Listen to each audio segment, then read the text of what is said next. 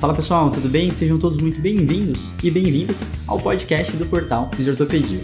Eu sou o Leandro Fukuzawa. E eu sou o Rafael Cariscalard. E nós seremos os hosts desse canal. Esse canal tem como função ressignificar o papel do fisioterapeuta em tempos modernos. Trazendo novidades toda segunda-feira sobre as temáticas de dor e fisioterapia musculoesquelética. Então seja muito bem-vindo e aproveite mais um episódio. Fala pessoal, sejam bem-vindos a mais um podcast do Fisiortopedia. E hoje estamos aqui, depois de uma batalha para gravar esse episódio, depois de diversas questões do universo aí, percalços que tentaram fazer que ele não acontecesse, mas estamos aqui firmes e fortes, né, gravando esse episódio para falar um pouquinho de sono no atleta, né? A gente já tem um episódio que a gente gravou com o Zé Siqueira sobre esse assunto, mas a gente está aqui com uma colega nova, né, a Nath, que veio com a gente para solicitar gravar um pouquinho, foi dividir um pouquinho do que ela estudou no mestrado. Então, daqui a pouco vocês já vão conhecer ela. Vou cumprimentar meus colegas aqui que fizeram as pazes, estão aqui em união de novo. Vai ter que inventar uma história nova, cara. Isso aí já Eu vou caiu. tentar pegar uma outra, assim, daqui a pouco a gente cria. Mas a gente está aqui com o Bruno de ressaca do seu aniversário, então a gente temporalmente gravando, né? Só para vocês saberem onde a gente está. Bruno, seja muito bem-vindo. Como foi o seu aniversário? Foi ótimo, foi uma maravilha. Passei com a família, passei trabalhando, foi uma delícia. Foi muito gostoso mesmo. Obrigado pela lembrança disso. E prazer, Natália. É sempre um prazer estar aqui com vocês. Sou ouvinte do podcast, assíduo, e é legal participar disso com vocês aqui. Gosto muito. Muito bom, muito bom. E Rafael Crescalade, tudo bom, Rafa? Tudo jóia aí, gente. Bom dia, boa tarde, boa noite. Então, esse episódio aí, ele tá sendo cozinhado há um tempo, né? Verdade. A gente está aí tentando gravar a temática, mas hoje vai sair uma temática massa, então se prepara. Tá marinando, tá marinando. Tá Vai marinando. pegar um pouquinho mais de tempero, de gosto, assim, né? Então, vai sair um trem bom, já que a gente tá com uma mineira aqui, a gente vai falar de trem hoje de queijo, de café, né? Acho que se fizer um recorte aqui dos podcasts regional, com certeza acho que mineiro é o que mais tem. É mesmo? Eu acho também, viu, gente? Eu escuto muita Nossa. gente daqui falando aí no podcast de vocês. É um sotaque quase que já nacional, né? Aqui no Já. Se sair trem aqui, vocês vão, né? Tá tudo bem, né? Já tá todo mundo acostumado. E, Natália, seja muito bem-vinda. Natália Ituaçu, agora eu sei falar o nome dela. Natália, seja muito bem-vinda aí. Obrigada, meninos. Assim, realmente foi uma batalha chegar até aqui, mas eu fico muito feliz que tenha dado certo, viu? A gente comentou, não sei se já tinha acontecido da convidada se convidar, mas eu fico muito feliz mesmo de vocês terem me recebido. Sou, né, ouvinte assídua e fico muito, muito, muito lisonjeada de estar aqui hoje com vocês. Muito bom. E, na real, a gente gosta dessas iniciativas, né? Até porque, para conseguir divulgar a parte científica, né? O que o pessoal tem estudado, tudo, é difícil acompanhar tudo. A gente acaba acompanhando uma bolha específica, né? Então, quanto mais gente nova aí com coisas boas para se divulgar, ainda mais de matemática dessa, que é pouco falada, é extremamente importante, né? Então, Natália, para a gente começar do começo, né? Se apresenta para a galera quem que é você e como que você chegou nesse tema aí de sono, né? Como que esse tema te encantou. Então, por favor, se apresente aí. Bom, vou tentar ser o mais rápida, mais breve possível, até porque são muitos anos de formada, sabe, meninos? Então, como eu formei em 2003, né, já tenho 20 anos de formado, fiz em dezembro do ano passado, a trajetória é meio longa, mas tem pontos principais, assim, que acabaram culminando aonde eu estou hoje. Então, eu me formei, eu comecei direto na prática clínica mesmo, eu investi bastante nessa questão clínica, e acabei entrando assim que eu me formei no UniBH, eu fui para pós-graduação na UFMG, onde eu atuei, né, onde eu escolhi a parte ortopédica e esportiva, na época era junta, hoje em dia já são separados, mas na época era junta, e eu fui de cara e coragem com a parte clínica. Eu estava trabalhando numa época numa clínica grande, mas no contexto ainda, né, muito de convênio, até porque era a realidade da época. Não era bom de trabalhar, mas eu trabalhei com gente maravilhosa, assim, trabalhei com pessoas que são referência da nossa área hoje aqui, né, aqui no Brasil. E aprendi muito com eles e realmente fui muito para essa parte de atendimento. E tentar fazer da fisioterapia uma profissão melhor baseado no nosso atendimento, divulgando para a população o que é o trabalho da fisioterapia, né, como que é a importância que teria, né, o fisioterapeuta, tentando já sair um pouquinho desse diagnóstico médico, entrando já numa condição de saúde e nesse contexto como um todo. Eu pude abrir minha clínica em 2007, então a Espaço Clinorte está firme desde lá até aqui, a gente faz 17 anos agora, em março, e aí eu, com atendimento particular, eu pude continuar investir mais nesse meu projeto, né, de melhorar a nossa profissão em relação à sociedade como um todo. Em 2015, eu fiz a prova de especialista para esportivo, me tornei sócia Sonaf desde então, tive acesso às entidades e percebi que tem uma outra forma da gente alcançar, né, de a gente melhorar a nossa profissão. Então, comecei a fazer parte da Associação Mineira de Fisioterapeutas, que é a AMF, fiquei lá 2 biênios, sou sócia também da Abrafito, que é de Associação de Traumato-Ortopedia, né, e estou também no meu segundo biênio direto compondo a diretoria executiva daqui de Minas, dentro da Abrafito. E a gente tem um alcance bacana de levar informação, de falar bastante sobre essa questão da prática baseada em evidência, então é muito bacana esse trabalho. Mas estava faltando alguma coisa, né? O mestrado, dar aula, sempre foi uma coisa que eu quis. Mas nesse trajeto todo, em 2012 eu virei mãe da Isabela, em 2016 mãe do Pedro. Aí o projeto mestrado foi indo para frente. Mas na pandemia, que parou tudo, eu enxerguei como meu momento. E aí eu fui com a cara e coragem. Eu estava fora dessa questão acadêmica há muito tempo, então eu não estava acompanhando nenhum professor, não estava em nenhum projeto de pesquisa, mas quando eu fiz o mestrado, eu falei, bom, a minha parte eu vou fazer, e contar um pouquinho com a sorte também foi importante. Eu acabei tendo a sorte de entrar no mestrado com uma turma do sono. Então, quem foi meu orientador foi o Dr. Marco Túlio de Mello. E ele é referência de sono, né, aqui em Minas, no Brasil como um todo. Ele sempre trabalhou muito na Unifesp, né, com o pessoal da Unifesp, depois veio para BH. Já trabalha com sono há anos, já pesquisa sono há anos. E quando eles perguntaram para mim o que eu achava dessa linha de pesquisa, eu adorava, porque era a linha que eu menos conhecia. E eu entendi que seria uma excelente oportunidade de a gente aprender. Eu já sabia que era importante, mas eu não sabia o que fazer com essa importância. Né? Então, achei que o mestrado seria maravilhoso se eu pudesse entrar nessa área, e entrei. Então, ele foi meu orientador, e como ele é educador físico, né, da área de educação física, eu tive uma co-orientadora também muito importante, que foi a professora Andressa da Silva de Mello, que é fisioterapeuta, então ela pôde aproximar um pouquinho a temática do sono, trazer a temática do sono para a área da físio. Então, a minha linha de pesquisa, na verdade, a gente já sabia que a prevalência de queixas de sono, ela tem aumentado no mundo. Aqui no Brasil, falo especificamente porque tem estudos aqui no Brasil.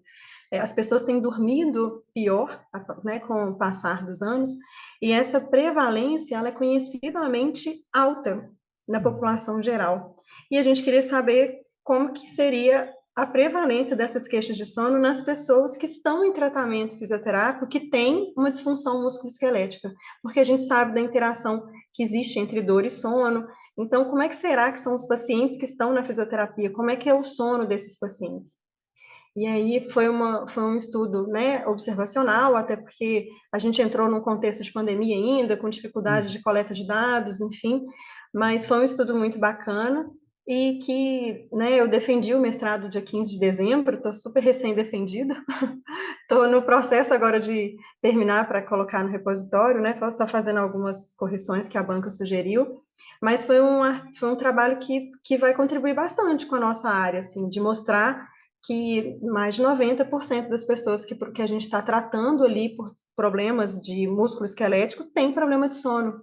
E sabendo do contexto que esse sono tem, o impacto que ele tem no sistema musculoesquelético, eu acho que chama um pouco a atenção do fisioterapeuta para a importância de avaliar, monitorar, intervir, né, em relação a essa variável. Mas é isso, foi um pouco que sem querer, eu contei com uma sorte absurda, e foram 2 anos, assim, de imersão no assunto. Eu entrei sem saber nada, eu continuo hoje sendo uma fisioterapeuta clínica, mas que gosta muito desse tema e que tenho conhecido cada vez mais, tenho lido cada vez mais, e esses 2 anos foram muito ricos convivendo tanto com esses professores referências quanto com o CEP, que é né, que é o Centro de Estudos em Psicobiologia do Exercício, que eles levam lá, é muita coisa pesquisada do sono, então tem muita gente boa lá, muita gente produzindo coisa boa lá, e a troca é maravilhosa. Uhum. Então foi Bacana, cara. muito aprendizado nesses 2 anos.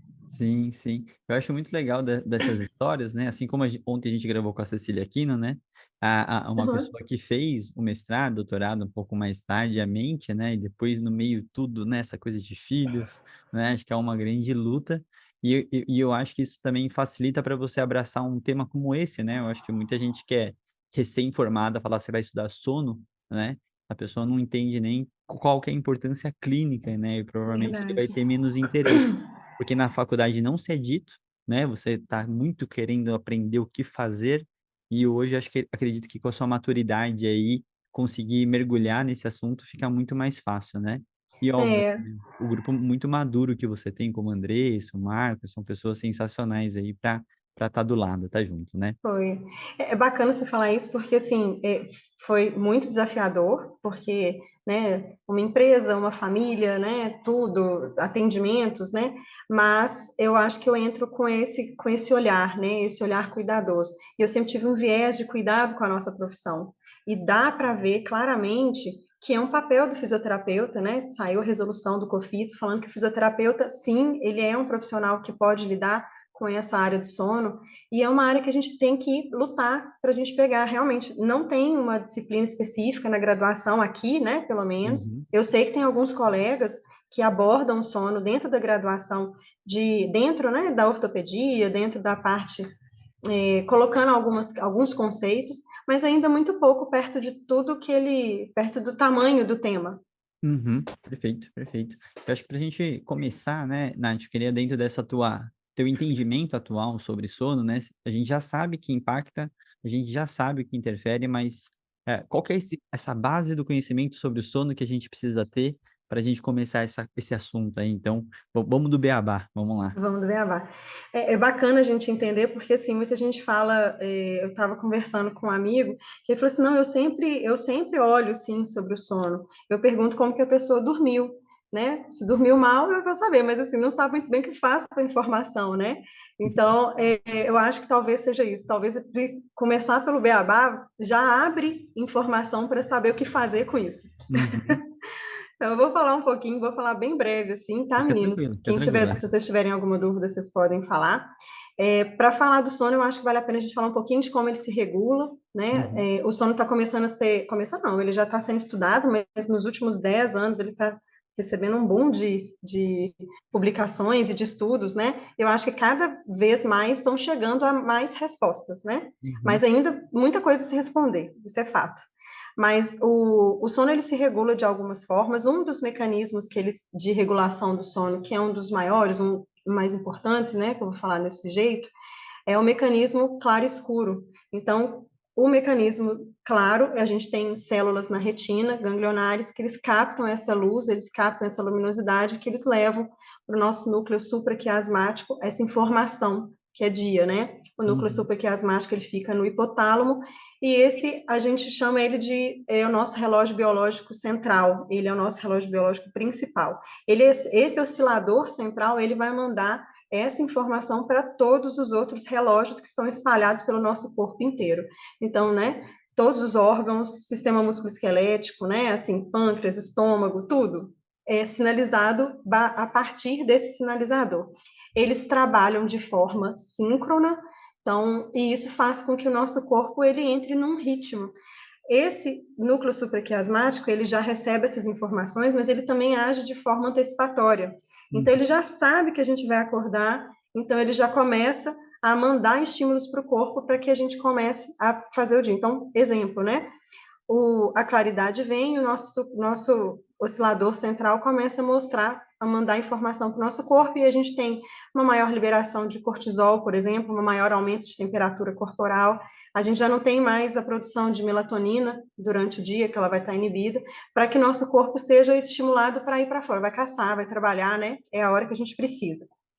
E isso de uma forma bem rítmica mesmo, e de uma forma bem sincronizada com o restante do nosso corpo. Então, é como se todas as atividades fossem realizadas voltadas para aquele momento, né, para a parte do dia. E o contrário, quando a luz vai diminuindo, esses estímulos vão diminuindo, o núcleo supraquiasmático entende isso, e ele começa a liberar, né, na verdade, que a liberação de melatonina acontece pela pineal, ela para de ser inibida, e ela começa a liberação de melatonina, que é o nosso hormônio indutor do sono. A gente tem uma diminuição de temperatura corporal e a gente já vai se preparando para dormir. Então, isso acontece no corpo como um todo, esse processo é um processo circadiano, desse claro e escuro, ele tem mais ou menos a duração de 24 horas, então ele está ali próximo, né, do ritmo circadiano, mas ele não é o único, porque senão ele não explicaria por que a gente dorme mesmo sem a luz, né? Então, a gente tem um outro processo, que é o processo homeostático, que é o processo S. Esse processo ele tem a ver com quebra de energia que a gente tem durante o nosso dia todo. Então, durante o dia a gente tem atividades e que essas atividades elas precisam de energia. Essa quebra de energia libera uma adenosina que fica no nosso corpo, inclusive acumula no prosencéfalo. E quando essa adenosina ela acumula muito nesse prosencéfalo, a pressão do sono vai aumentando e a gente tem que dormir. Porque é na hora que a gente dorme que é feita essa faxina cerebral. Então, quando essa faxina cerebral acontece, a nossa pressão diminui e a gente acorda. Então, esses dois processos, eles acontecem de forma simultânea, né? Então, a gente acorda, a gente tem energias e hormônios que fazem a gente fazer nossas atividades durante o dia. Essa quebra que acontece durante o dia acumula no nosso cérebro, e aí, na hora que a gente está com a pressão de sono lá em cima por conta do processo homeostático, a gente também já está liberando a melatonina, a diminuição de temperatura corporal, que ajuda a gente a dormir. O sono ele vai ter duas fases muito distintas, a fase não REM e a fase REM, sendo que a fase não REM, que é o N ali na frente, é o de não movimento rápido ocular, né? Ela é dividida em três estágios, então a gente tem o N1, o N2 e o N3, sendo que o N1 e o 2 ele é mais superficial, o N3 é também conhecido como sono de ondas lentas, é o sono mais profundo, e é nele que acontecem várias questões importantes para a recuperação física. Então, é nele que são liberados os picos hormonais mais voltados para a síntese proteica, estão mais relacionados com esse estágio. Então, testosterona, GH, o IGF-1, né? E já o sono REM, que é o sono, né, o que tem um movimento ocular rápido, ele está mais relacionado com a parte da memória, consolidação de memória, com a parte do aprendizado. Muito relacionado também com a tomada de decisão. Então, os dois têm suas importâncias definidas, e para a gente ter um ciclo de sono, a gente tem que passar por todos esses estágios, né? Essas duas fases. Então, a gente começa no N1, N2, N3, sono REM, e começa tudo de novo. A gente tem aproximadamente de 4, muito variável na literatura, mas aproximadamente entre 4 e 7 ciclos esses ciclos completos por noite. Primeira metade, a gente fica mais tempo no sono de ondas lentas, sono profundo, e a segunda metade do sono é um sono que a gente fala que é um sono mais acessório e que a gente fica mais tempo no sono REM. É bem distinto isso quando você faz, por exemplo, uma polissonografia, né? A arquitetura do sono fica bem clara em relação a isso. Isso é importante para falar porque, assim, tudo funciona muito bem, e o sono tem uma premissa importantíssima, que é o equilíbrio homeostático, né? Assim, ele precisa do equilíbrio, a gente precisa de um equilíbrio interno, e o sono contribui para esse equilíbrio interno.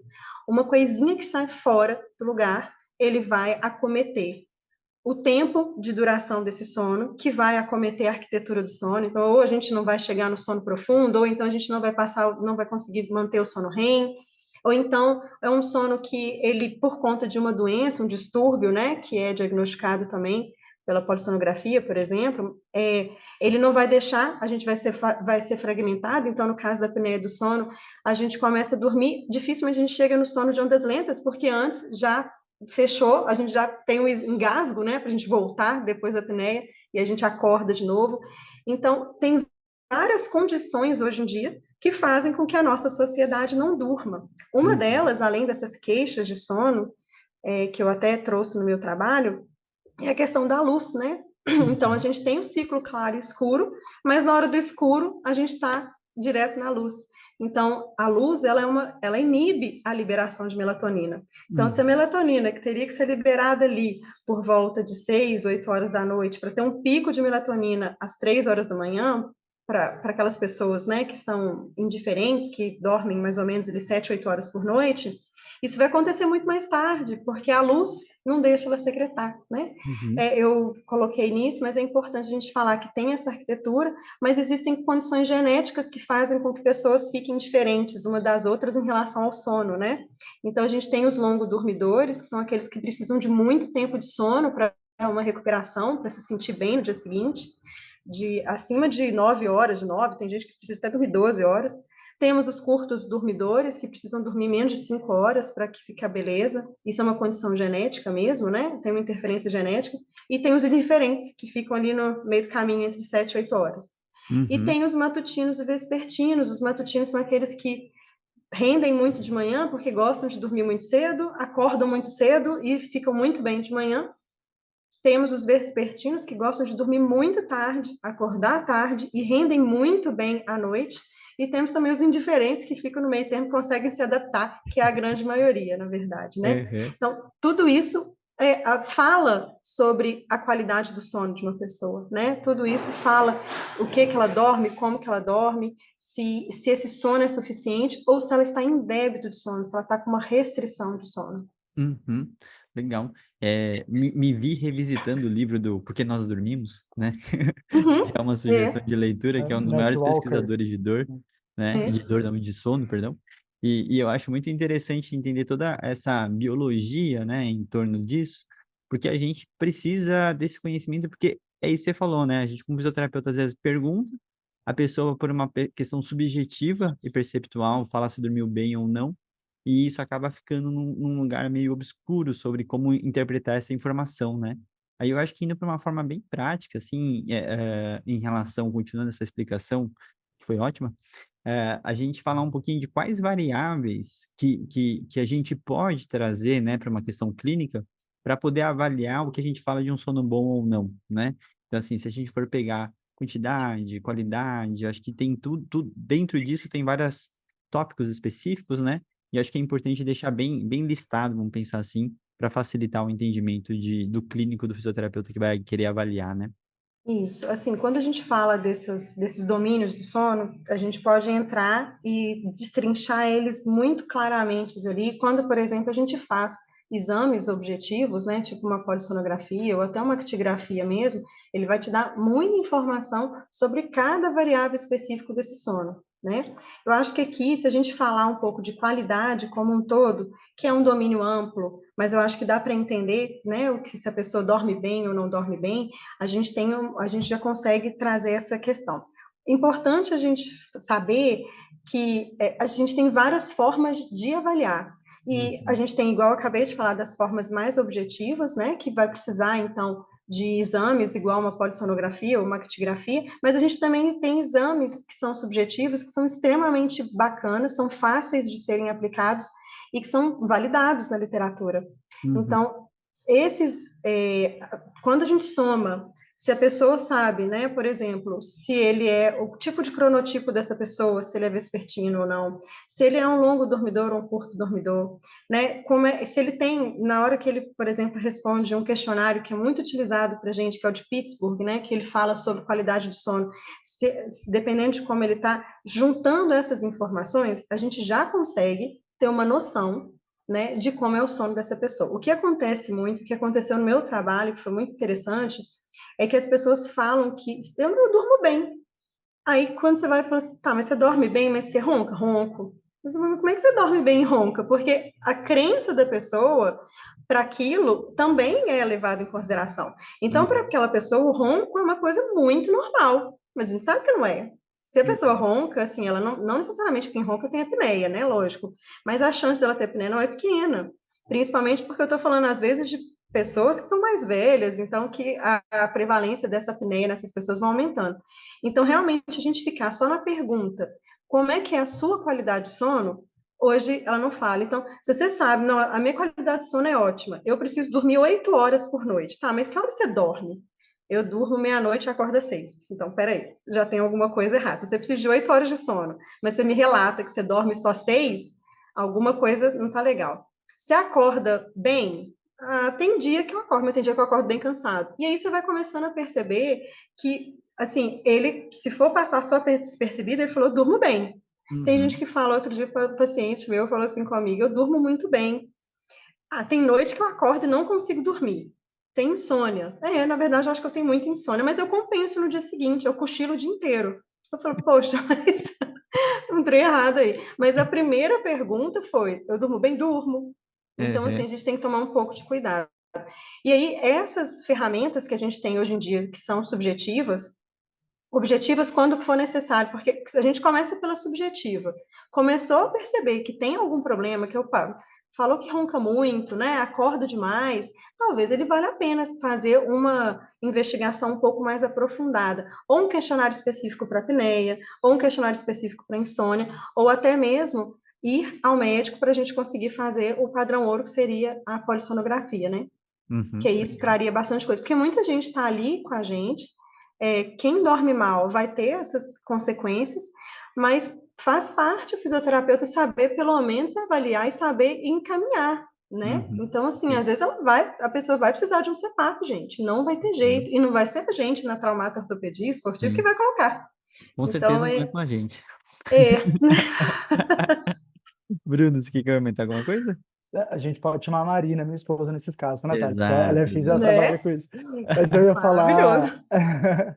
Ela foi uma dos motivos da gente começar a estudar mais sono foi justamente isso, assim, a gente entender como que o sono entraria como parte de um negócio aqui dentro da nossa clínica, né? Mas estava falando do mito, né, sobre o roncar, e uma coisa que a gente percebe muito clara aqui na clínica é que muitas vezes o paciente mesmo, o paciente que acaba que depois vai fazer investigação, vai fazer polissonografia e tal, ele acha que está tudo bem, mas normalmente quem reclama muito é o acompanhante, e justamente pela questão do ronco, assim. E é muito comum, as pessoas falam que, poxa, eu não consigo dormir porque ele está roncando numa altura, de um jeito, que eu acho que ele vai morrer o tempo inteiro. Assim, é impressionante isso, mas é o Impressionante. comentário mais comum que a gente tem Uhum. aqui. Eu acho que isso E isso entra. entra, assim, tem algumas mulheres que têm vergonha, né, Bruno, de falar que roncam. Então ainda tem essa questão, não, eu ronco só quando eu tô muito cansada. É, Aí quando você vai investigar, mas você tá cansada todo dia? Tá, porque a parte ocupacional da pessoa mata ela, né? A gente tá sempre na correria, então estamos chegando no final do dia cansados, né? Uhum. Então tem que ter esse cuidado, inclusive no questionário tem uma parte que é pro companheiro, né? Justamente exato. para ter essa noção, porque realmente às vezes a pessoa não vai saber falar tudo sobre isso, né? Tem que ser uma É, avaliação blindada, né? Porque senão tem uma briga do relacionamento ali. Tem uma briga, exatamente. e é muito comum um casal que dorme em quarto separado, justamente Partes por conta separadas disso, né? por conta de ronco. E eu acho que tem também uma questão dos problemas relacionados ao sono, eles serem meio obscuros ainda, né? Pouca gente estuda, a gente tem, provavelmente é uma questão que ainda é subvalorizada, vamos dizer assim, né? Talvez agora as pessoas tenham se ligado um pouco mais nisso, os profissionais de saúde também estamos mais atentos a isso, né? E aí eu acho que a tendência é igual você tinha falado, né? A tendência é que isso vai melhorando, que a gente começa a ter mais evidências aí para suportar essa avaliação, pelo menos essa investigação, né? E é engraçado porque entra muito. Ontem a gente gravou de avaliação funcional e uma das coisas que a gente ficou falando é assim: beleza, eu avalio e para que eu avalio? Eu avalio porque tem que Faço avaliar, por quê, mas né? a gente não sabe por quê e não sabe o que fazer com essas informações, né? Uhum. Então, acho que é por isso que a gente precisa estudar mais sobre o assunto mesmo, sobre a temática, né? É. Saiu um consenso, né, Bruno, assim, um consenso até mais antigo, em 2015, que fala de tempo, que eles sugerem, né, o tempo de sono por idade. E eles falam que pessoas que dormem menos de 7 horas, adultos que dormem menos do que 7 horas, por exemplo, têm riscos muito sérios de desenvolver diabetes tipo 2, de hipertensão arterial, de desenvolver problemas, né, de se envolver em acidentes, de colocar a questão mesmo de AVC, de problemas dessa questão de AVC. São coisas que não chegam para a gente a amplitude disso. É claro que você não dormir não vai causar isso imediatamente, mas dentro Uhum. do contexto em que você está inserida, né? Em relação, juntando com a alimentação, com a quantidade do seu sono, com que, né, com o estresse que você passa no seu dia a dia, ele é uma variável. E aí eu acho que entra um pouco nisso que você acabou de falar, né? Assim, o que que eu faço com isso? Porque a gente, assim, dentro do contexto da fisioterapia, nós, fisioterapeutas que estão ali na área musculoesquelética, já está uma coisa muito bem definida, que a gente tem uma condição de saúde e que essa condição de saúde que levou o nosso paciente a procurar atendimento ou uma condição de saúde que levou a uma lesão no esporte, por exemplo, é uma condição de saúde complexa. A gente sabe que não existe uma causa que vai responder, né, aquilo, não foi uma coisa que levou a outra.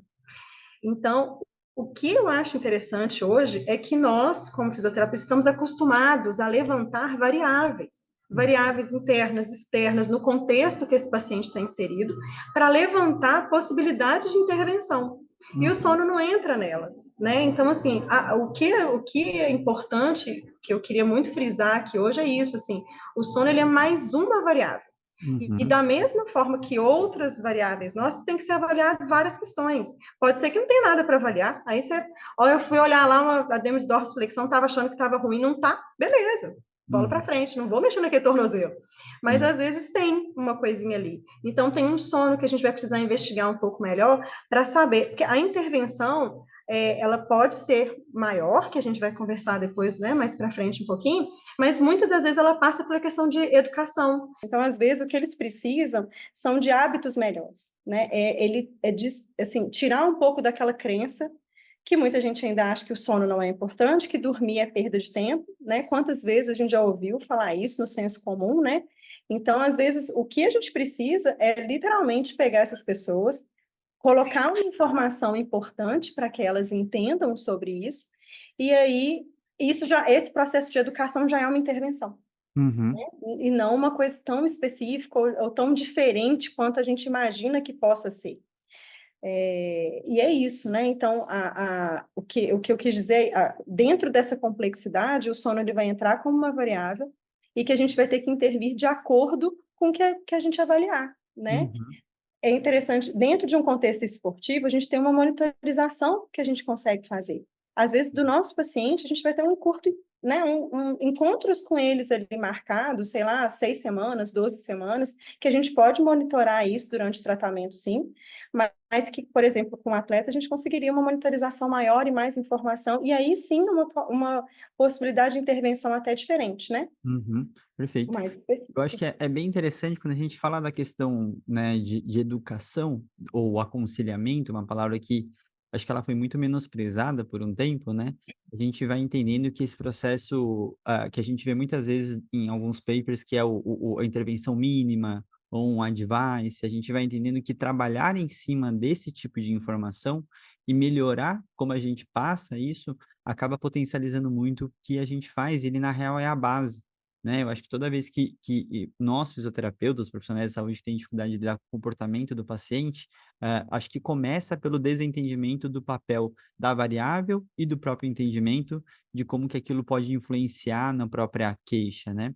E assim como você estava falando antes, né, de uma forma da multidimensionalidade, eu acho legal frisar também, né, assim, somos fisioterapeutas, a gente tem um foco de estudos em dor, reabilitação e afins, e para a gente, o sono é uma variável, né, como a gente está falando. Mas a gente também pode inverter, e foi uma das dificuldades que eu tive quando eu comecei a estudar um pouco mais sobre sono, que ele é um outro mundo. E tem muita gente que o foco é estudar sono, assim como a gente estuda dor, né? É. Então, essa complexidade, ela é como se fosse o desfecho primário para diversos outros profissionais, que, como você falou, o distúrbio do sono, ele começa a ser, né? E aí eu acho que tem um limite que eu acho que eu gostaria que você tentasse explicar um pouco mais, que é assim, quando a gente fala disfunção, distúrbio ou doenças, né? Qual que é esses sinais? A gente já falou de algumas questões clínicas ou do dia a dia, e a normalizar o ronco ou outras coisas mais simplificadas, né? Essa coisa de compensar, a gente não consegue resgatar uma noite mal dormida, essa que é a grande real, né? Então, quais seriam esses sinais ou ah, chama linha de corte, né? Para a gente falar o que é funcional ou não é funcional no sono, né? Porque não é de imediato, não é uma noite mal dormida que vai te dar um distúrbio, coisa do tipo, né? Então, como que você vem olhando para essa variável e esse limítrofe, né, Nath?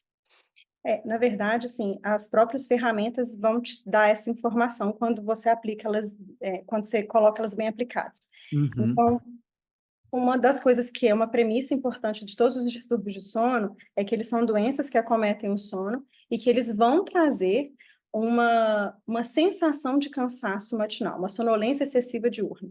Então, toda vez que você se depara com uma pessoa que dorme e que ela tem esse relato, eu acordo cansada, eu acordo todos os dias muito cansada, eu não sei por que que eu durmo mal, assim, já é uma premissa que você já vai ter que investigar melhor sobre.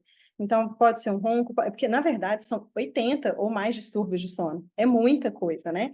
Então, quando a gente se depara com uma condição em que uma pessoa está falando com a gente que ela não tem um sono restaurador, que não, independente do que ela faça, ela não consegue dormir bem, aí a gente tem alguns sinais de alerta, né? Então, tem um questionário que eu utilizei no meu mestrado, que é um questionário validado, né, pelo grupo da Unifesp, que eles olham algumas questões bem abrangentes. São 13 questões que eles trazem assim: se você acorda à noite, se você tem insônia, se você ronca, se você mexe muitas pernas, se você tem pequenos despertares, coisas assim. Esse tipo de pergunta já te sinaliza para que você tenha que buscar, talvez, uma coisa um pouco maior. Quem vai diagnosticar distúrbio de sono vai ser a polissonografia. E aí, às vezes, a gente vai precisar realmente investigar melhor para conseguir levar direcionar isso para um pedido médico para que ele possa realizar esse exame, porque muitas vezes é feito pelo próprio convênio, né? Então, assim, o que mais chama atenção é essa questão de uma pessoa relatar dificuldades para dormir, dificuldades no sono e acordar muito cansada no dia seguinte. Isso já abre o alerta de que você vai ter que investigar para ver se isso é uma doença, porque a doença a gente vai ter que tratar de uma forma diferente. Se você tem uma insônia diagnosticada, a gente já sabe que que o TCC, né, que é a terapia cognitivo-comportamental, ela está sendo a que tem mais respaldo na literatura como tratamento efetivo. Mas para a apneia do sono, a gente sabe que vai ser necessário a parte do CPAP. uhum, Então, aí o diagnóstico específico ele vai ser importante para isso. Mas eu acho que o primeiro sinal que a gente, como profissional da saúde, tem que ligar é isso: é a pessoa relatar um sono não restaurador e muito cansaço excessivo no dia seguinte. uhum, perfeito. Queria aproveitar, né, que a gente está falando dessa parte já mais do paciente, chamar o Rafa aqui, para falar um pouquinho também da questão da dor, né? E o sono a gente sabe que tem uma influência muito grande e a gente costuma falar isso em algumas aulas, né? Então, Rafa, se você puder explicar um pouquinho também dessa relação entre dor e sono, acho que seria bacana. O principal efeito, enfim, o sono tem vários efeitos, né? Mas um dos efeitos que ele tem é a regulação inibitória barra facilitatória do nosso sistema nervoso como um todo. E todo funcionamento que a gente chama de via descendente modulatória da dor, ou via descendente modulatória nociceptiva, enfim, tem vários nomes na literatura, mas esse bom funcionamento entre pró e antinocicepção é uma das primeiras coisas que na privação, mesmo aguda de sono, é afetada. Tem vários estudos, mesmo experimentais, mostrando que uma noite de privação já muda totalmente a dinâmica de funcionamento do sistema nervoso e deixa a pessoa muito mais pronoceptiva. Ela fica Uhum, mais propensa a ter alodínia, mais propensa a ter uma queixa qualquer no dia seguinte, por exemplo, né? Então, o sistema noceptivo e o sistema de dor, eles ficam facilitados, por assim dizer, e perdem um pouco da capacidade inibitória. Mas à medida que a privação ela vai se tornando mais crônica, isso começa a afetar outros sistemas, além do sistema nervoso, né? Você começa a ter um efeito sobre, por exemplo, o sistema neuroimunológico, o sistema endócrino, e isso influencia em níveis pró-inflamatórios uhum, também da pessoa, né? Então, às vezes, por exemplo, no atleta, a pessoa pode ter até uma relação de carga-demanda adequada para a atividade que ela pratica, mas o sono, por exemplo, é uma das variáveis que pode fazer para a mesma porrada no tecido a pessoa entrar com um processo, né, por exemplo, de sensibilização periférica ou ter uma propriocepção aumentada e sentir uma queixa por uma carga que ele está habituado ali para conseguir suportar. Mas o principal efeito, com certeza, é em termos de funcionamento dessa via modulatória descendente, assim. A gente tem várias evidências que mostram isso, inclusive hoje evidências de boa qualidade mostrando uma relação causal mesmo, bilateral. uhum. Pessoas com dor tendem a ter déficit de sono e pessoas com déficit de sono têm mais chance de desenvolver quadros de dor e uma vez desenvolvidos evoluir para um quadro de dor crônica, né? Então, talvez é uma das áreas bem estudadas, assim, a gente tem bastante evidência de mecanismo e de causalidade nessa área. Sim, eu acho legal, né? Porque, como você falou, é um ciclo que a gente não pode ficar focado em falar sobre causa, né? E sim que existe a relação e que a gente precisa ser esse profissional que vai quebrar esse ciclo para conseguir ajudar o paciente para um próximo passo, né? Então, como a gente entende bem, né, que a dor não está relacionada diretamente à lesão, a questão do sono está influenciando na queixa do paciente, do atleta, começa a entrar um pouco nesse bolo para a gente também entender como que a gente vai focar nisso, né? Então, não ficar numa questão muito causal, né? Começar a entender que uma coisa puxa a outra, né? Vou dar até um exemplo pessoal, assim, eu sou uma pessoa que tem refluxo, né? Então, as questões alimentares, para mim, influenciam muito no meu sono, que pode influenciar muito na minha rotina, e ele pode ser um ciclo se eu tiver num nível de atividade mais alto, né? Então, assim, não tem uma causa direta, mas ele pode ser um processo cíclico, né? E aí, queria aproveitar, né, para puxar para a Nath, e de novo, em relação a como que ela tem visto em relação aos atletas, né? Você já falou de várias particularidades, principalmente da parte urbana aí, de como que a gente vive modernamente hoje. Como que outras variáveis podem influenciar isso diretamente no atleta e o que são essas especificidades que a gente pode olhar para ele, né? O monitoramento a gente sabe que às vezes é até mais fácil, dependendo da rotina dele, né? Uhum. Mas o que mais a gente pode olhar em relação ao atleta, em relação a sono? Só para completar ali o que o Rafa falou, achei bacana, Rafa, saiu uma revisão tem pouco tempo sobre o prognóstico do sono em relação à dor lombar e como que melhorar a eficiência do sono foi importante para melhorar a percepção da dor lombar do paciente. Então, não estou falando que teve melhora da dor, da condição lombar, né? Que a gente sabe que tem várias, mas foi importante para a percepção de dor, a melhora da eficiência do sono. Então, simplesmente melhorar o sono, a gente já tem respostas bacanas e positivas sobre uma condição de saúde, né? Isso realmente é uma das áreas que, sim, que tem mais estudo, né? Que já está bem evidenciado. O Leandro, Fukuzawa, né? Todo mundo chama de Fukuzawa, não vou chamar de Leandro, né? Então, na questão do atleta, assim, eu acho que é interessante, eu quero muito frisar, porque a questão do sono, ela tem impacto tanto agudo quanto crônico. Lembrando que o crônico, a gente vai falar que é pior porque ele é acumulativo, mas existe condições também que, mesmo agudas, elas já alteram, né? Esse nosso ritmo é alterado, existe um desequilíbrio e com certeza vai trazer consequências, né? Mas quando a gente tem frente ao débito de sono, todo mundo tem uma condição que é alteração hormonal, que uma das coisas que acontecem no sono também é esse equilíbrio de liberação, né, de picos e nadires acontecem muito bem definidos, né? Quando a gente tem essa restrição de sono, o que a gente vai ter uma diminuição da liberação de hormônios relacionados à síntese proteicas. Então, a gente tem uma diminuição de liberação de testosterona, de GH, de GF1, e a gente tem um aumento da liberação de hormônios voltados para hormônios catabólicos, né? Voltar para degradação de proteína. Então, a gente tem um aumento de cortisol, de miostatina, por exemplo. Então, esse desequilíbrio entre síntese proteica e degradação proteica, eles geram um ambiente que vão favorecer uma atrofia muscular, que há pouco tempo atrás foi bem específica para atrofia de fibras tipo 2B, fibras de contração rápida.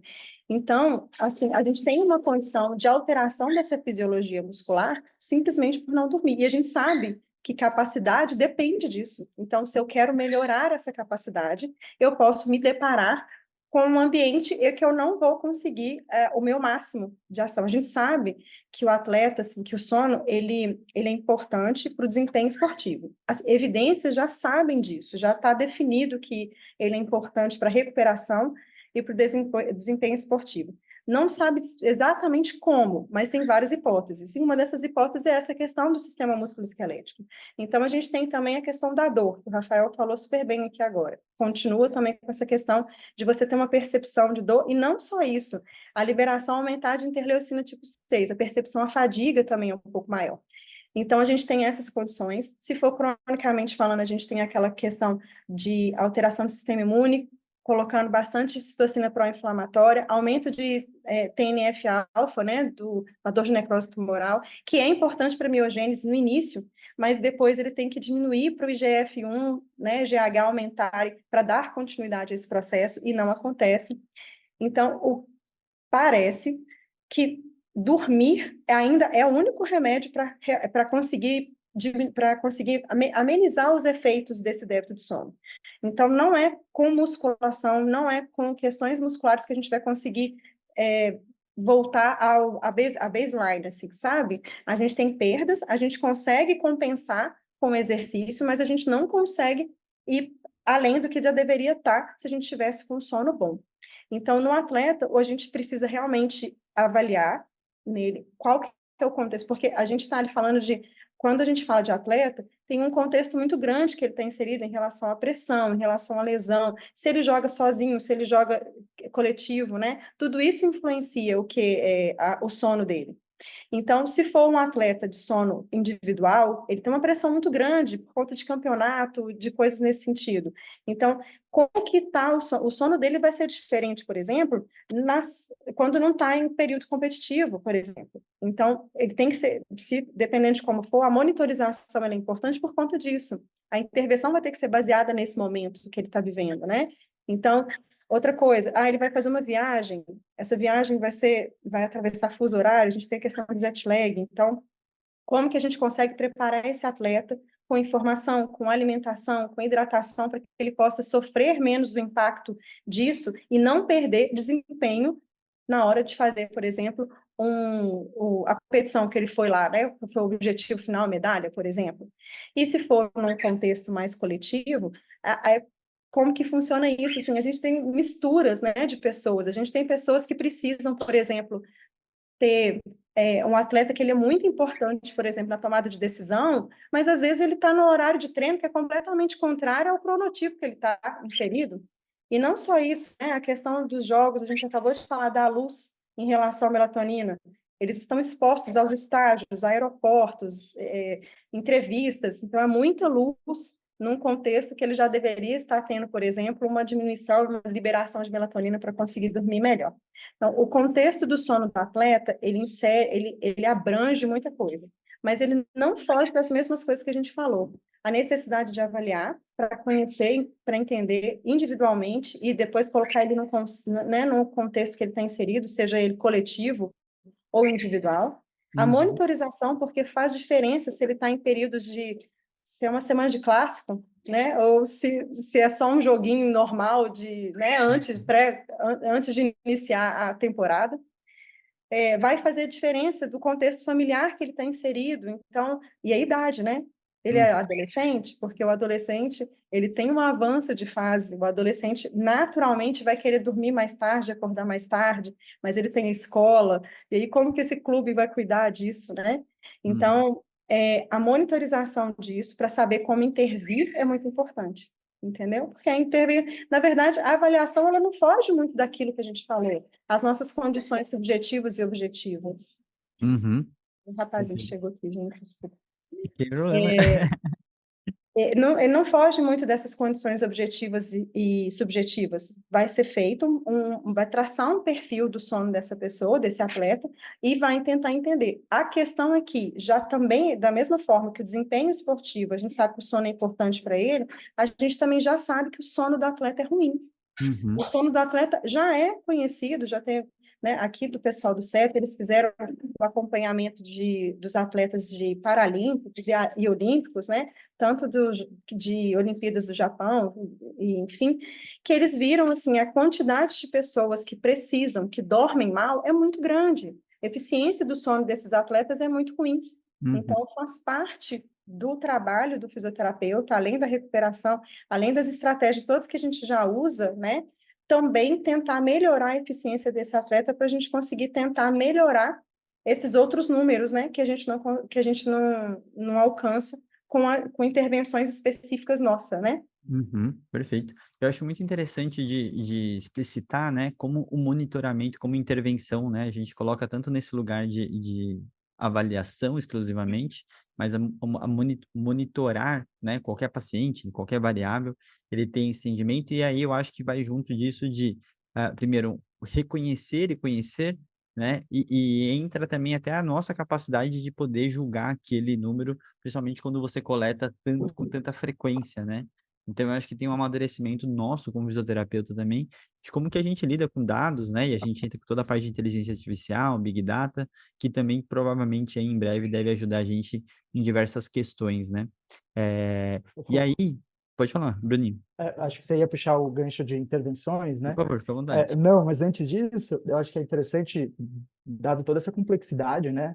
A literatura relacionada a atleta, né? Ao meio esportivo, né? E no assunto sono, ela acaba diferenciando esses fatores, né? Que a Natália estava falando, entre os fatores de esporte e os fatores de não esporte, vamos dizer assim, né?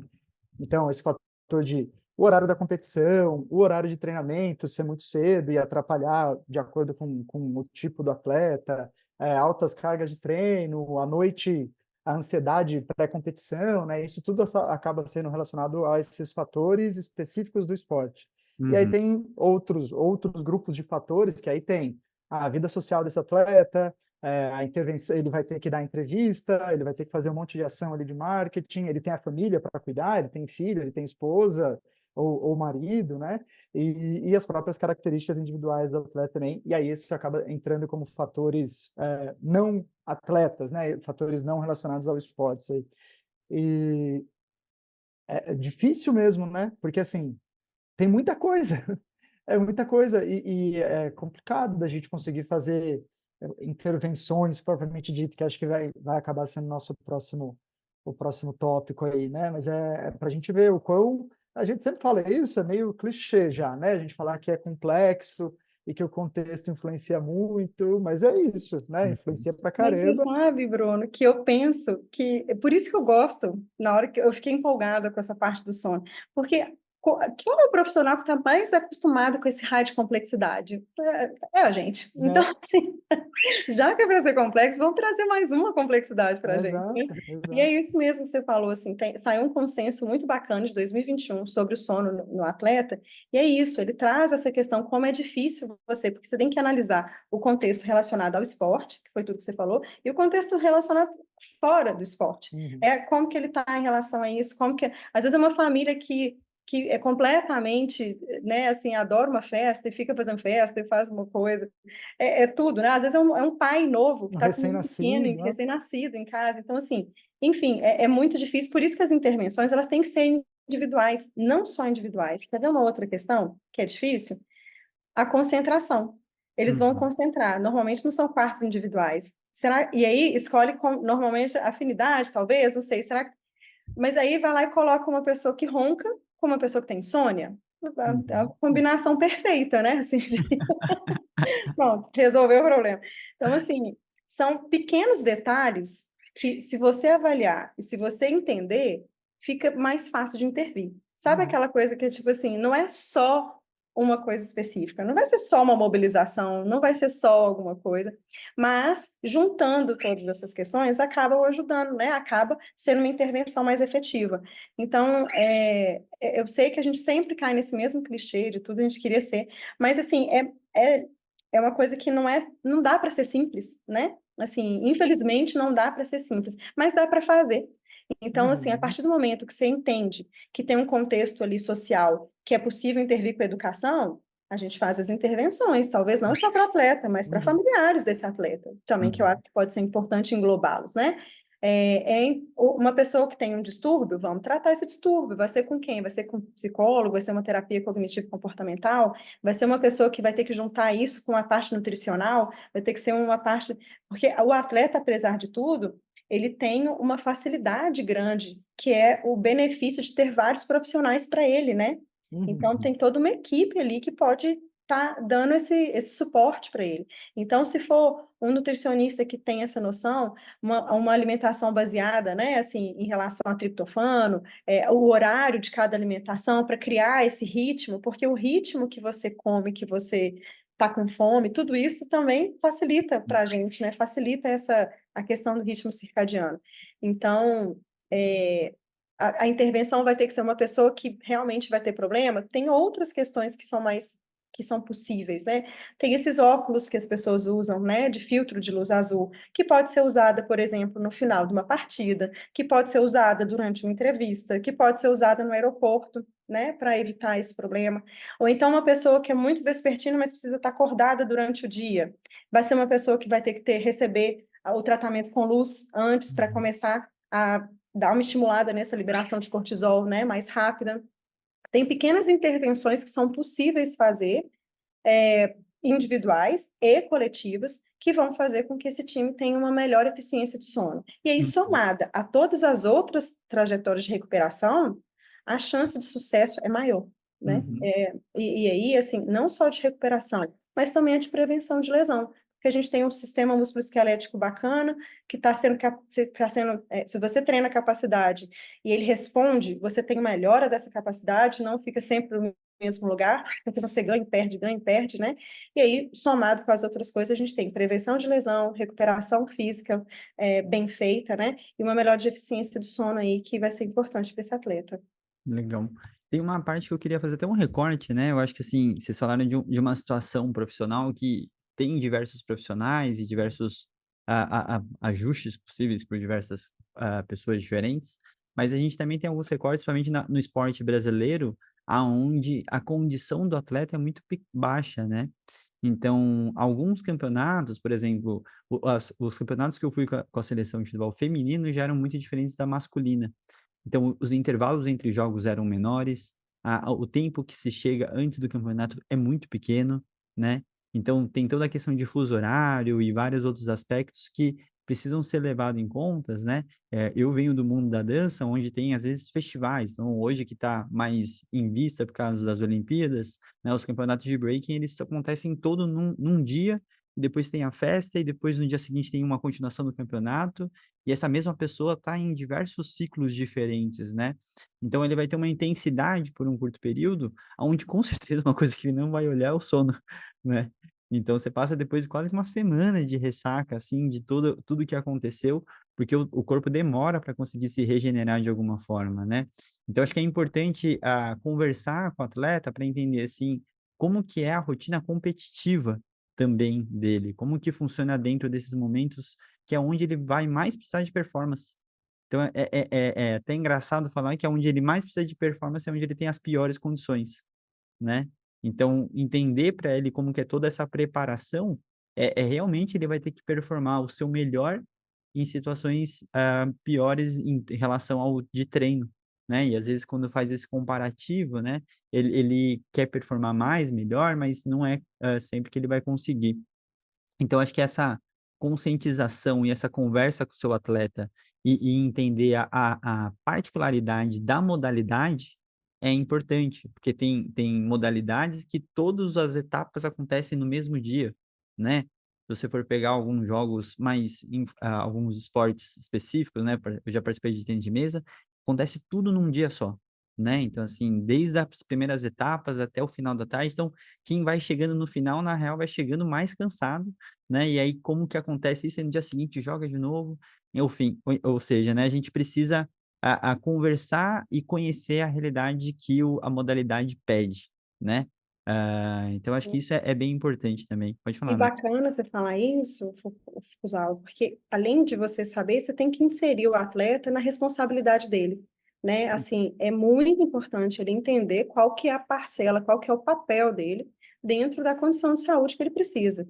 Então, o mais interessado ali em relação ao desempenho é ele, né? Então, ele precisa saber é porque muitas vezes passa pela questão da informação.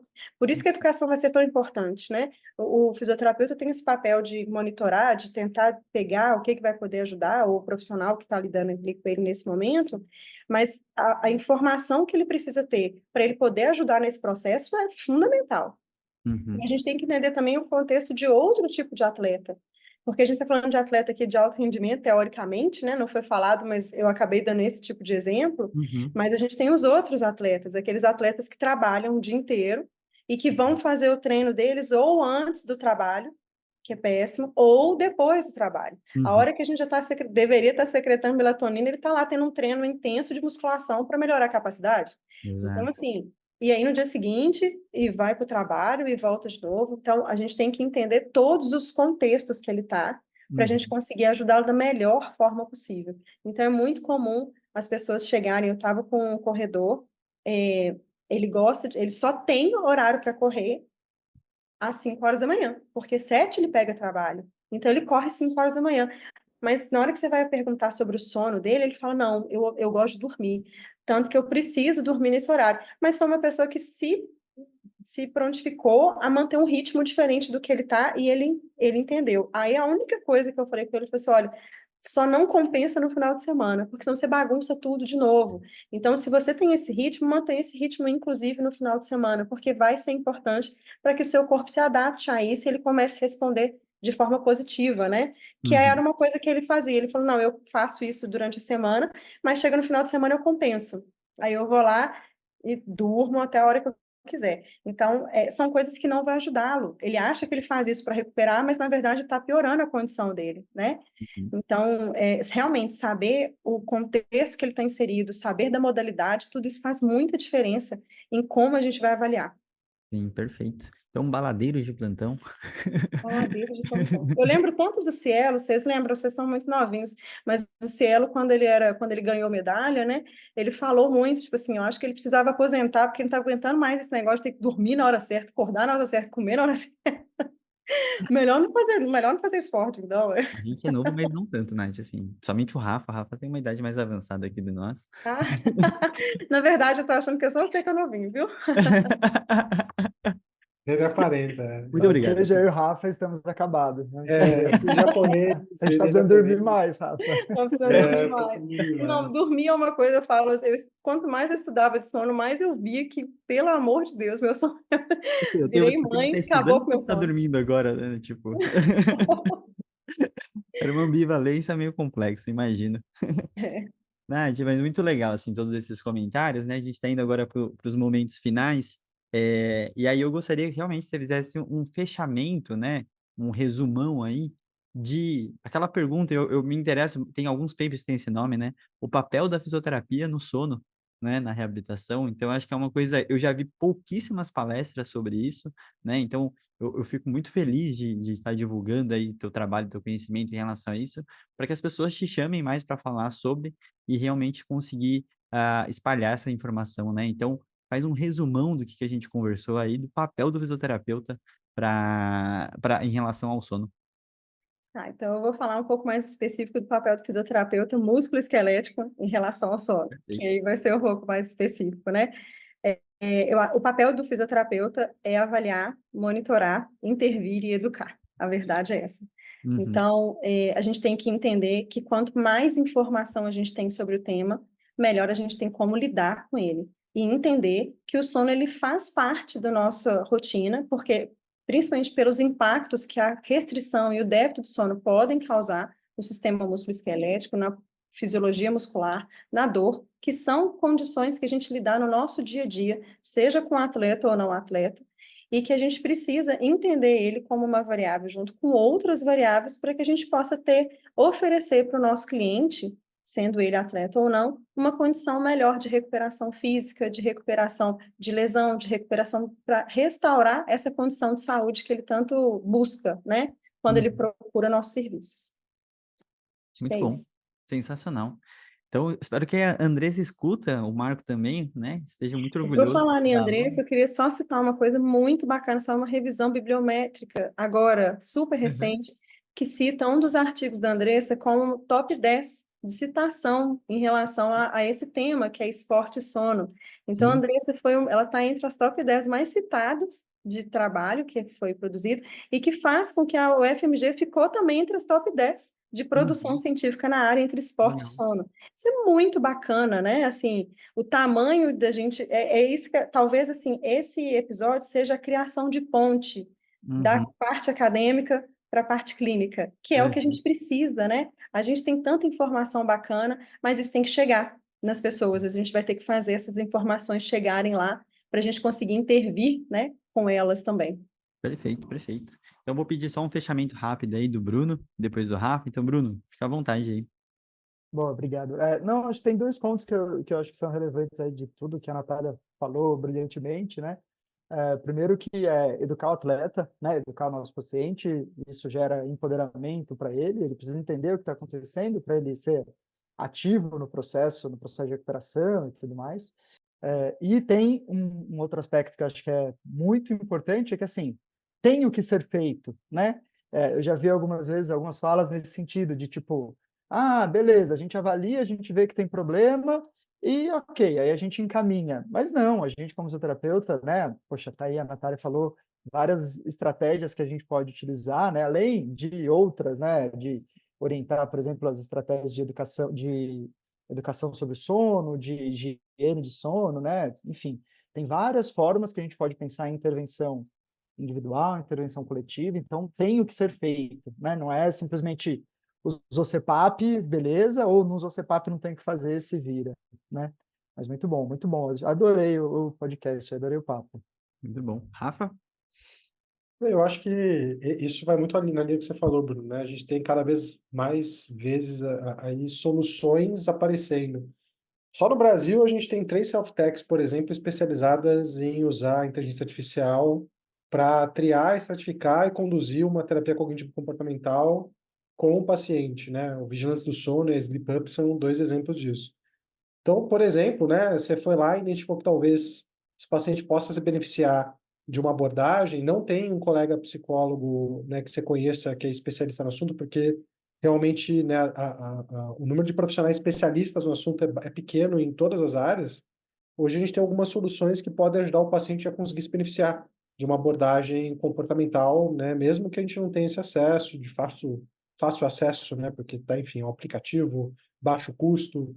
Então, eu acho que a gente vai ver cada vez mais a tecnologia ajudando a gente, seja a identificar problemas, né, seja a monitorar esses problemas, ou até com algumas intervenções, até dando um pouco mais de braço para a gente também, né?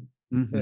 Porque muitas vezes você se beneficiaria, o paciente se beneficiaria de uma equipe, mas você não vai ter acesso, o paciente também não vai ter acesso, né? E mesmo assim, você está lá querendo entregar valor. Então, eu acho que a gente vai ver cada vez mais possibilidades de a gente usar novas soluções para fazer isso, né? E o sono é uma área quente, então tem muita coisa fora do Brasil e no Brasil sobre esse assunto. Perfeito. Nath, só para a gente fechar mesmo, então, aonde o pessoal te encontra e também sugestões, né, para quem quer começar a estudar esse assunto. Bom, eu confesso que não é fácil, não. A gente tem alguns cursos de sono voltados para fisioterapia, aqui em BH, né, voltados para a área de fisioterapia esportiva, desculpa, para fisioterapia respiratória, mas a Uhum. parte musculoesquelética a gente não tem. O que a pessoa deveria fazer é ir para a literatura científica, buscar artigos e ler. O que a Uhum. gente está querendo fazer é talvez encurtar um pouco esse caminho, né? Então, tem um projeto com outros 2 colegas também lá que eu conheci no mestrado e que são muito bons e que pesquisam em relação a essa área, que é o Kaique e o Samuel, e que a gente está tentando fazer um projeto bacana para trazer mais informações para o fisioterapeuta da área musculoesquelética sobre o sono. E isso Uhum. está ainda em processo, né, de sair, a gente já está organizando direitinho como, e aí eu vou deixar disponibilizado depois na descrição aqui para vocês, como que vocês acham, né, essa informação. Maravilha, maravilha. Nath, muito obrigado. Esse episódio saiu, agora a gente pode comemorar. Chegamos ao fim. O episódio foi sensacional, com certeza valeu a espera aí. Obrigado por toda a informação, viu, Nath? Parabéns pela trajetória. Espero que em breve você traga mais resultados aí para a gente conversar mais. Também estou devendo, o Samuel é nosso aluno aqui do portal. Eu não conheci ele presencialmente, mas ele é um cara super bacana aí que eu tenho mantido contato, né? Então, com certeza está muito bem acompanhado. Galera, então é isso. Muito Obrigada, obrigado meninos. pelo episódio, pela companhia, Rafa, Bruno e Nath pelo conhecimento. Nos vemos no próximo episódio. Valeu! Tchau, tchau.